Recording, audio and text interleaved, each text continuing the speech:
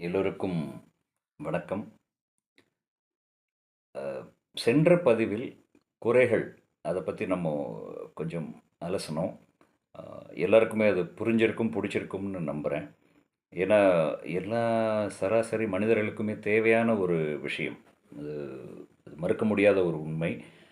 அ, குறைகள் அப்படின்னா நம்மளும் சொல்கிறோம்.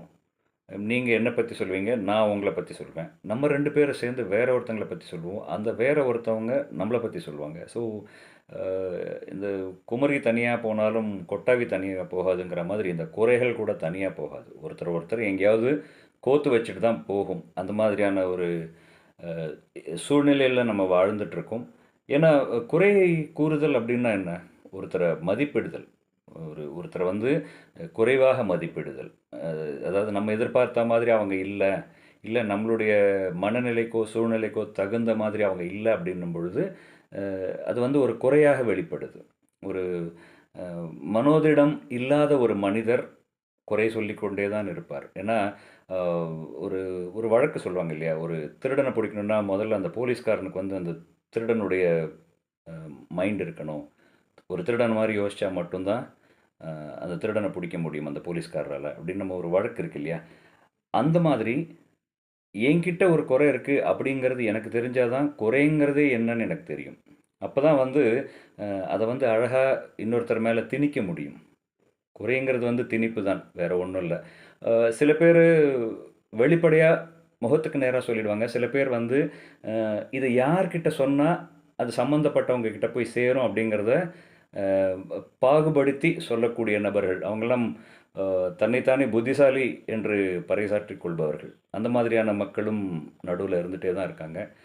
அ குறை சொல்றதுனால ஆரோக்கியம் வருதுன்னா, கண்டிப்பா குறை சொல்லலாம்.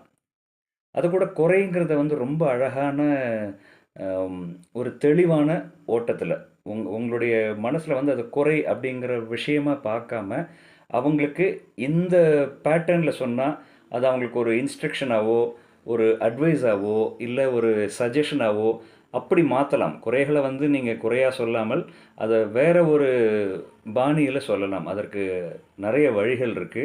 அது எல்லாமே உங்களுடைய உள்ளுணர்வும், உங்களுடைய திறமையும் பொறுத்து இருக்கு.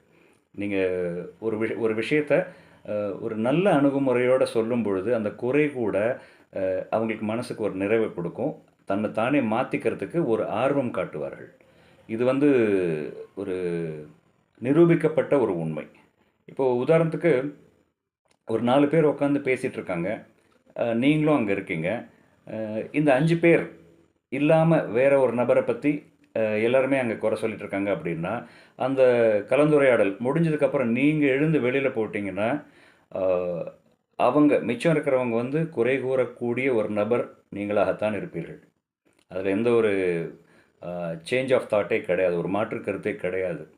ஏன்னா அப்படிதான் இருக்கு. ஏதாவது ஒண்ணு யாரையாவது ஒருத்தர் சொல்லிக்கிட்டே இருந்தா தான் நம்ம கரெக்ட்டா இருக்கோன்றது நம்மளுடைய மனசாட்சி அப்பதான் ஒத்துக்குது. யாரையாவது குறை சொன்னா தான் நான் கரெக்ட்டா இருக்கேன் அப்படிங்கிறது என்னுடைய மனசாட்சி ஒத்துக்குது அப்படிங்கிற அந்த சுய பிரஜை இல்லாமலே வந்து நெறைய பேர் பேசுறாங்க. அதுக்கு பேர் தான் வந்து குறை அப்படின்னு நம்ம சொல்லிட்டு இருக்கோம். ஸோ கூடுமான வரைக்கும் குறை சொல்லாதீங்க. உங்கள யாராவது குறை சொன்னாங்க அப்படின்னாங்கன்னா, அத தயவு செஞ்சு ஏத்துக்கோங்க.